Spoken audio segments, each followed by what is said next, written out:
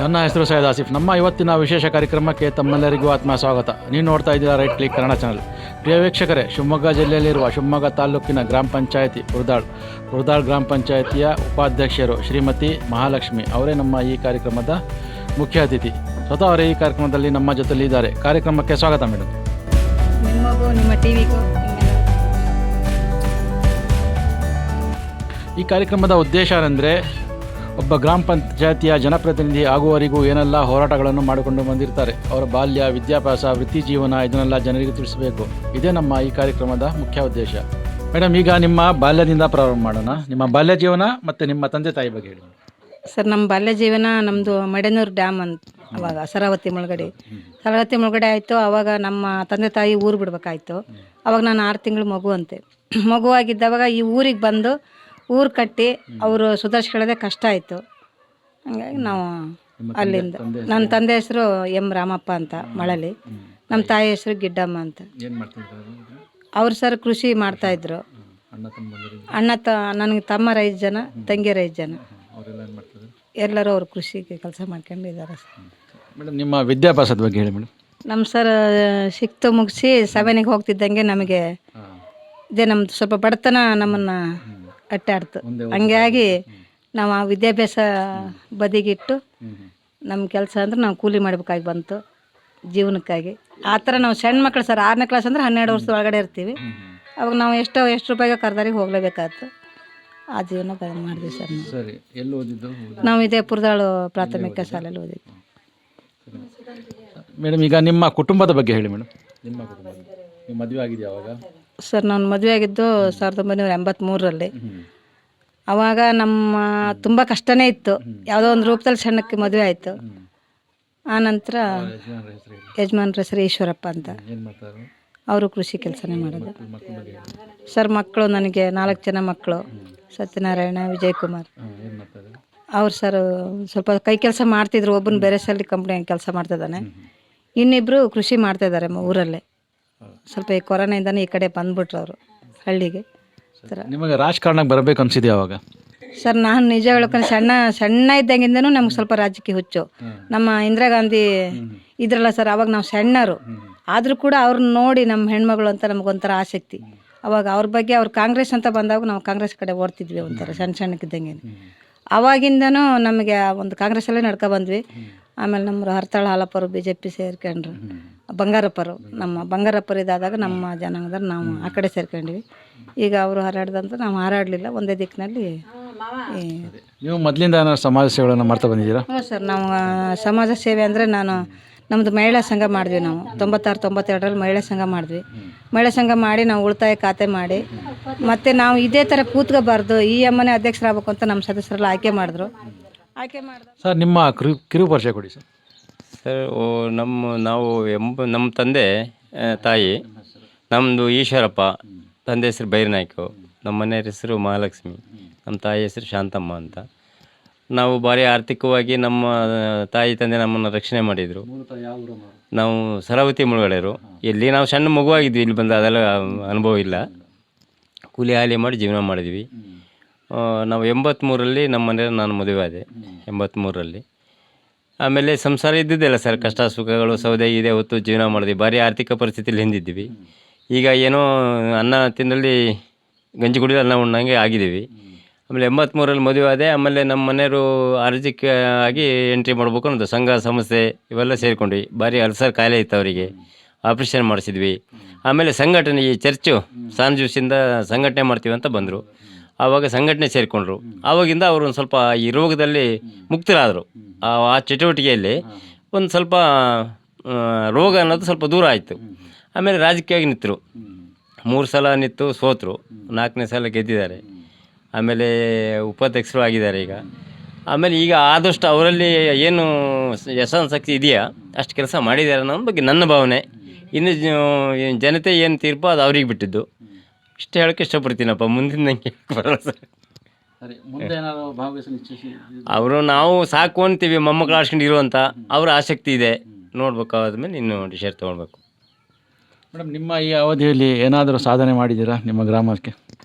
ಹ್ಞೂ ಸರ್ ಕೆಲಸಗಳು ಕೆಲಸಗಳು ಮಾಡೀವಿ ಸರ್. ನಾವು ನಮ್ಮದು ಪುರ್ದಾಳು, ಶಾಂತಿಪುರ, ಹನುಮಂತಪುರ, ಬೇಳೂರು ಅಂತ 4 ಹಳ್ಳಿ ಇಲ್ಲೇ ಸುತ್ತ ನಮ್ಮ ಗ್ರಾಮಕ್ಕೆ ಸಂಬಂಧಪಟ್ಟಂತೆ ಸರ್. ನೀರಿಂದು ಭಾಳ ಪ್ರಾಬ್ಲಮ್ ಇತ್ತು.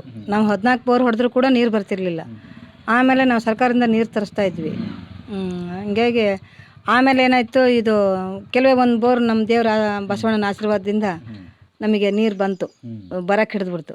ಹಂಗಾಗಿ ಸರ್ ನಾವು ಇಲ್ಲೂ ಕೂಡ ನೀರು ಕೊಡಪನ ತಗೊಂಡು ಹೋಗೋ ಪರಿಸ್ಥಿತಿ ಇತ್ತು. ಇಲ್ಲಿಗೆ 1-2 ಬೋರ್ ಮಾಡಿದ್ವಿ, ಇಲ್ಲಿ ನೀರಾಯಿತು. ಆ ಕಡೆನೂ ಬೋರ್ ಮಾಡಿದ್ವಿ, ಅಲ್ಲಿ ನೀರಾಯಿತು. ಊರಲ್ಲಿ ನಮ್ಮ ಪುರದಾಳದಲ್ಲಿ ದೊಡ್ಡ ಊರದು, ಅಲ್ಲೂ ಕೂಡ ನೀರಿನ ಸವಲತ್ತಾಯಿತು.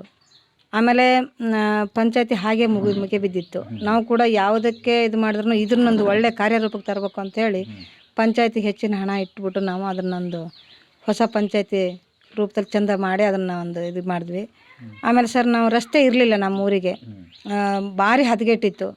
ನಮ್ಮ ಊರವರು ಕೂಡ ತುಂಬ ಹೋರಾಟ ಮಾಡಿದ್ರು. ಅವ್ರ ಜೊತೆಗೆ ನಾವು ಕೂಡ ನಮ್ಮ ಗ್ರಾಮದ ಸದಸ್ಯರಾಗಿ ನಾವು ರಸ್ತೆ ಮಾಡಲೇಬೇಕು ಈ ಊರಿಗೆ, ಈಗ ಈ ಕಡೆಯಿಂದ ಆ ಕಡೆಯಿಂದ ಬರೋಕ್ಕೆ ಅಂತ ಹೇಳಿ ಸರ್. ಅಲ್ಲಿದು 4.25 ಕೋಟಿಗೆ ಆಯಿತು, ಇಲ್ಲಿದೊಂದು 3 ಕೋಟಿ ಚಿಲ್ಲರೆಗೆ ಆಗಿದೆ. ಹಂಗಾಗಿ ರಸ್ತೆ ಕೆಲಸ ಮಾಡಿದ್ದೀವಿ. ಆಮೇಲೆ ಊರಿಂದು ಸರ್ ಮನೆಗಳು, ಬಡ ಬಗ್ಗರಿಗೆ ಮನೆ ಬೇಕು. ಇದೊಂದು ತಳಪಾಯ ಮನೆ ಕೊಡೋದು, ಅವ್ರಿಗೆ ಕಟ್ಟೋಷ್ಟು ದುಡ್ಡು ಆಗಲ್ಲ. ಇದು ಒಂದು ಫೌಂಡೇಶನ್ನು ಹುಡುಕಿ ಯಾರು ಒಂದು ಮಾಡ್ಕೋಣ ಅಂತಾರೆ ಅದಾರೆ ಅಂತ ಮನೆ ಕುಟುಂಬ ಇಲ್ದಿದ್ದವರಿಗೆ ಅಂತ ಆರಿಸಿ ನಾವು ಅವರಿಗೆ ಒಂದು ಅವಕಾಶ ಮಾಡಿಕೊಟ್ಟಿದ್ದೀವಿ. ಆಮೇಲೆ ಇದು ಸರ್ಕಾರದಿಂದ ಕೆಲವೇ ಬೆನಿಫಿಟ್ ಬರುತ್ತೆ. ಇದು ಒಂದು ಅಂಬೇಡ್ಕರ್ ಭವನ ಮಾಡಿ ಅಥವಾ ಗ್ರಂಥಾಲಯ ಮಾಡಿ ಈ ಥರ ಅಂಥೇಳಿ ಅಂಥವನು ಕೂಡ ನಾವು ಈ ಊರಲ್ಲಿ ಇದು ಮಾಡಿದ್ದೀವಿ. ಆಮೇಲೆ ಒಂದು ಓವರ್ ಟ್ಯಾಂಕ್ ನಮ್ಗೆ ಆರ್ಡ್ರ್ ಇತ್ತು, ಸ್ವಲ್ಪ ಚರ್ಚೆನೇ ಇತ್ತು ಅದ್ರ ಬಗ್ಗೆ. ಹಾಗೆಯೇ ಶಾಂತಿಪುರ ಹೆಸರು ಇತ್ತಿದ್ದು, ಇದೊಂದು ಸಣ್ಣ ಗ್ರಾಮಕ್ಕೆ ಶಾಂತಿಪುರ ಅಂತೀವಿ. ಅದು ಕೂಡ ಅವಕಾಶ ಮಾಡಿ ಇಲ್ಲಿಗೆ ಹೇಳ್ಕೊಬಂದ್ವಿ ಎಲ್ಲರೂ ಸೇರಿ. ಈ ಥರದಲ್ಲಿ ದೊಡ್ಡ ದೊಡ್ಡ ಕೆಲಸನ ಕೂಡ ಈ ಊರಲ್ಲಿ ನಾನು, ಮತ್ತು ಈ ವಯಸ್ಸಾದವರಿಗೆ ವಿಧವೆ ವೇತನ, ಮತ್ತು ಶಾಲೆ ಮಕ್ಕಳಿಗೆ ಏನು ಪ್ರಾಬ್ಲಮ್ಮು, ಈ ಥರದ್ದೆಲ್ಲ ನಾವು ಹೋಗಿ ಕೇಳಿ ಮಾಡೋದು ಸರ್ ಅವರಿಗೆ. ಸಮುದಾಯ ಭವನ ಇದೆಯಾ? ಸಮುದಾಯ ಭವನ ಶಾಲೆ ಮನೇಲಿ ಇದೆ ಸರ್. ಇಲ್ಲಿ ಅಂಬೇಡ್ಕರ್ ಭವನ ಅಂದರೆ ಒಂದು ಸಮುದಾಯ ಭವನ ಸರ್, ಅದು ಇದೆ ಸರ್. ಅದು ಮತ್ತು ಅಂಗನವಾಡಿನೂ ಇದೆ. ಅದು ಕಟ್ಟಡ ತಗೊಂಡ್ವಿ ಒಂದು 2004ರಲ್ಲೇ. ನಮ್ಮ ಬಂಗಾರಪ್ಪರು ಬಂದು ಉದ್ಘಾಟನೆ ಮಾಡಿ ಅದನ್ನು ಕೂಡ ಅವಕಾಶ ಮಾಡಿಕೊಟ್ಟು ಹೋಗ್ಯಾರೆ. ನೀರು ಟ್ಯಾಂಕ್ ಆಗಿದೆ. ಈಗ ಈ ಬರುವ ಚುನಾವಣೆಯಲ್ಲಿ ಇಚ್ಛೆ ಇದೆಯಾ ಭಾಗವಹಿಸಲು? ಸರ್ ಅದೇ ಸರ್, ಅಭಿಪ್ರಾಯ ಜಾಸ್ತಿ ಕಂಡು ಬರ್ಬೇಕು ನನಗೆ. ಆಮೇಲೆ ಇದು ಇನ್ನೂ ಒಂದು 5 ವರ್ಷ ಕೆಲಸ ಮಾಡ್ಬೇಕು ನಮ್ಮೂರಲ್ಲಿ ಅಂತ ಆಸೆ ಐತೆ. ಅವಕಾಶ ಇದ್ದರೆ ಒಂದು ಕೆಲಸಗಳು ಇದೆ, ಬಾಕಿ ಇದೆ ಸರ್, ಇದೇ ಮುಗಿಯಲ್ಲ, ಮಾಡಲೇಬೇಕು ಅಂತ ಆಸೆ ಇದೆ. ಸರಿ, ಕೊನೆ ಪ್ರಶ್ನೆ. ಜನರು ನಿಮ್ಮನ್ನು ಮತ ನೀಡಿ ಆಯ್ಕೆ ಮಾಡಿದ್ದಾರೆ, ಅವ್ರಿಗೇನು ಹೇಳೋಕ್ಕೆ ಇಷ್ಟಪಡ್ತೀರಾ? ಸರ್ ಈಗ ಗೆಲುವು ನಂದಲ್ಲ, ಅವ್ರದ್ದು. ಅವ್ರು ನನಗಿಂತ ಅವಕಾಶ ಕೊಟ್ಟಿರೆ ಅಂದಾಗ ಈಗ ದೇವರು ಜೊತೆಗೆ ನನ್ನ ಪ್ರಜೆ, ಹಾಗಾಗಿ ಅವ್ರಿಗೆ ನಾನು ನನ್ನ ತುಂಬ ರೀತಿಯ ಸ್ವಾಗತ ಬಯಸ್ತೀನಿ ಸರ್. ನೀವೇನು ಹೇಳೋಕ್ಕೆ ಇಷ್ಟಪಡ್ತೀರಾ ಜನರಿಗೆ? ಜನರ ಅಭಿಪ್ರಾಯ ಸರ್. ಜನ ಏನು ಸ್ವಾಗತ ಹೇಳ್ತಾರೆ ಅದಕ್ಕೆ ನಮ್ಮ ಸ್ವಾಗತ ಸರ್. ಧನ್ಯವಾದಗಳು. ಸರಿ, ನಮ್ಮ ಜೊತೆಯಲ್ಲಿ ಚರ್ಚಿಸಲು ಧನ್ಯವಾದಗಳು. Thank you sir. ಸರ್, ತಮ್ಮ ಹೆಸರು? HD ಕರಿಯಪ್ಪ ಅಂತ, ಊರಿನ ಹೆಸರು? ಪುರದಾಳು ಶಾಂತಿ. ನಿಮ್ಮ ಗ್ರಾಮ ಪಂಚಾಯತಿಯ ಸದಸ್ಯ ಉಪಾಧ್ಯಕ್ಷರು ಮಹಾಲಕ್ಷ್ಮಿ ಅವ್ರ ಬಗ್ಗೆ ಏನು ಹೇಳೋಕ್ಕೆ ಇಷ್ಟಪಡ್ತೀರಾ? ಚೆನ್ನಾಗಿ ಒಳ್ಳೆ ಕೆಲಸ ಮಾಡಿದ್ದಾರೆ. ಈಗ ಪುರದಾಳಿಗೆ 87ರಲ್ಲಿ ಪುರದಾಳಿ ಪಂಚಾಯತಿ ಬಂದಿರೋದು, ಅಲ್ಲಿಂದ ಯಾರು ಮಾಡ್ಕೊಂಡು ಬಂದಿರಲಿಲ್ಲ. ಹಿಂದೆ ಒಂಚೂರು ಭಾರತೀನಗರ ಅಂತ ಅಧ್ಯಕ್ಷರಿದ್ದರು, ಅವರೊಂದು ಸ್ವಲ್ಪ ಕೆಲಸ ಮಾಡಿದರು. ಅವ್ರು ಬಿಟ್ಟರೆ ಇವರೇ ಒಳ್ಳೆ ಕೆಲಸ ಮಾಡ್ತಾಯಿದ್ದಾರೆ.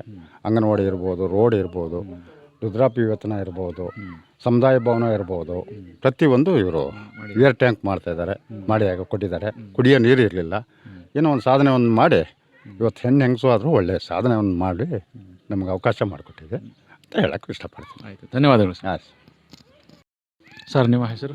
ನಾರಾಯಣಪ್ಪರು, KC ನಾರಾಯಣಪ್ಪರು ಅಂತ. ಊರಿನ ಹೆಸರು? ಪುರದಾಳು ಅಂತ. ನಿಮ್ಮ ಗ್ರಾಮ ಪಂಚಾಯತಿಯ ಉಪಾಧ್ಯಕ್ಷರು ಮಹಾಲಕ್ಷ್ಮಿ ಅವ್ರ ಬಗ್ಗೆ ಏನು ಹೇಳೋಕ್ಕೆ ಇಷ್ಟಪಡ್ತೀರಾ? ನಾವು ಅದು ಮಹಾಲಕ್ಷ್ಮೀನವರು ಅವ್ರು ಗೆದ್ದಿದ್ದಕ್ಕೆ ನಮಗಿಲ್ಲಿ ನಮ್ಮ ಗ್ರಾಮ, ನಮ್ಮ ಶಾಂತಿಪುರ ಅಂತಲ್ಲ, ನಮ್ಮ ಪುರದಾಳು ಬಂತು, ಬೆಳ್ಳೂರು ಬಂತು, ಮತ್ತು ಹನುಮಂತಪುರ ಬಂತು, ನಮ್ಮ ಶಾಂತಿಪುರನೂ ಬಂತು. ಅಂದರೆ ಹಿಂದೆ ಗೆದ್ದಿದ್ರು, ನಮ್ಮರೇ ಗೆದ್ದು ನೋಡು 5 ವರ್ಷ ಗೆದ್ದಿದ್ರು. ಆದರೂ ತಾನೇ ಅದರಲ್ಲಿ ಏನು ನಮ್ಮ ಸಾರಾಂಶ ಸಿಕ್ಕಲಿಲ್ಲ. ನಮಗೊಂದು ಕುಡಿಯೋಕ್ಕೆ ನೀರು ಇಲ್ಲದೆ ಇರ್ತಿತ್ತು. ಈಗ ಈ ಅಮ್ಮ ಗೆದ್ದ ಮೇಲೆ ನಮಗೊಂದು ರೋಡ್ ಆಗಿರ್ಬೋದು, ಮನೆ ಆಗಿರ್ಬೋದು, ಒಂದು ಕೋಳಿ ಕುನ್ನಿ ಇನ್ನೊಂದು ಏನೋ ಸಾಕೋದಾಗಿರ್ಬೋದು, ಬೇರೆ ತರಬೇತಿಗಳಾಗಿರ್ಬೋದು, ನಮಗೆ ಭಾರಿ ಅನುಕೂಲದಿಂದ ಮಾಡಿಕೊಡ್ತಾರೆ. ಅದಕ್ಕೆ ನಾವು ಒಳ್ಳೆಯದು ಅಂಥೇಳಿ ನಾವು ಬೇಡ್ಕೊಳ್ತೀವಿ. ಇನ್ನೊಂದು ಬಾರಿ ಗೆದ್ರು ನಿಂತರೂ ತಾನೇ ನಮ್ಮಂಥ ಸಹಕಾರ, ನಮ್ಮಿಂದ ಏನು ಸಹಕಾರ ಆಗಬೇಕೋ ಅದು ಮಾಡಿಕೊಡ್ತೀವಿ. ಧನ್ಯವಾದಗಳು ಸರ್. ಧನ್ಯವಾದಗಳು. ಮೇಡಮ್, ನಿಮ್ಮ ಹೆಸರು? ಗಂಗಮ್ಮ ಅಂತ, ಊರಿನ ಹೆಸರು? ಪುರದಾಳ. ನಿಮ್ಮ ಗ್ರಾಮ ಪಂಚಾಯತಿ ಉಪಾಧ್ಯಕ್ಷರು ಮಹಾಲಕ್ಷ್ಮಿ ಅವ್ರ ಬಗ್ಗೆ ಏನು ಹೇಳಕ್ಕೆ ಇಷ್ಟಪಡ್ತೀರಾ? ಅವರು ಈಗ ಸಾಮಾನ್ಯವಾಗಿ ಸುಮಾರು ಎಲ್ಲ ಒಳ್ಳೆಯ ಕೆಲಸನೇ ಮಾಡಿದ್ದಾರೆ. ಇಲ್ಲಿ ಅಂಗನವಾಡಿ ಮಾಡ್ಬೇಕಾದ್ರೆ ಸುಮಾರು ಭಾರಿ ಪ್ರಯತ್ನ ಆಯಿತು. ಅವ್ರು ಕೂಡ ನಾವು ಕೈ ಜೋಡಿಸಿದ್ವಿ. ಮತ್ತು ನೀರಿನ ವ್ಯವಸ್ಥೆನೆಲ್ಲ ಭಾರಿ ಚೆನ್ನಾಗೆಲ್ಲ ಮಾಡಿದ್ದಾರೆ. ಪರವಾಗಿಲ್ಲ, ರಸ್ತೆ ಎಲ್ಲ ಆಗಿದ್ದಾವೆ. ಪರವಾಗಿಲ್ಲ. ನೀವು ಬೆಂಬಲ ಕೊಟ್ಟಿದ್ದೀರಾ ಅವರಿಗೆಲ್ಲ? ಕೊಟ್ಟಿದ್ವಿ. ಭಾರಿ ಚೆನ್ನಾಗಿ ಕೆಲಸ ಮಾಡಿ ಇನ್ನು ಮುಂದೆ ಒಳ್ಳೆ ಇನ್ನೂ ಮುಂದೆ ಒಳ್ಳೆ ಕೆಲಸ ಮಾಡ್ತಾರೆ ಅಂತ ನಮ್ಗೆ ತುಂಬ ನಂಬಿಕೆ ಐತೆ. ಆಯಿತು, ಧನ್ಯವಾದಗಳು ಮೇಡಮ್. ಆಯ್ತು. ಪ್ರಿಯ ವೀಕ್ಷಕರೇ, ನಾವು ನಮ್ಮ ಹೊಸತಿನೊಂದಿಗೆ ನಿಮ್ಮ ಮುಂದೆ ಮತ್ತೊಮ್ಮೆ ಬರ್ತೀವಿ. ವಿಡಿಯೋ ಇಷ್ಟ ಆದಲ್ಲಿ ಲೈಕ್ ಮಾಡಿ, ಶೇರ್ ಮಾಡಿ. ನಮ್ಮ ಚಾನಲನ್ನು ಸಬ್ಸ್ಕ್ರೈಬ್ ಮಾಡದೇ ಇದ್ದರೆ ಈ ಕೂಡಲೇ ಸಬ್ಸ್ಕ್ರೈಬ್ ಮಾಡಿ. ಧನ್ಯವಾದಗಳು.